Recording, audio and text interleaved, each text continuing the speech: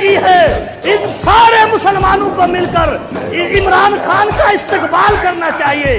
आज तारीख में मैंने देखा है कोई मुस्लिम लीडर इस तरीके से उम्मत का मुकदमा नहीं लड़ सका जिस तरीके से आपके लीडर ने लड़ा है। और मैं कहता हूँ ये उम्मत के लिए अतिया है। हम सऊदिया को देखते रहे, ईरान को देखते रहे, तुर्की को देखते रहे, शाम को देखते रहे, हमने दुनिया की तरफ देखा, कोई उम्मत की आवाज उठाए।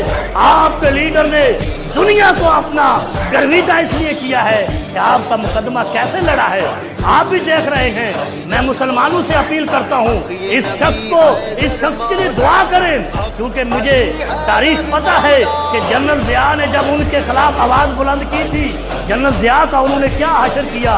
इमरान खान पर भी वो हमला करेंगे क्योंकि उनके घर में बैठकर उनको कहता है कि हिंदुओं ने खुदकुश हमले सबसे पहले शुरू किए।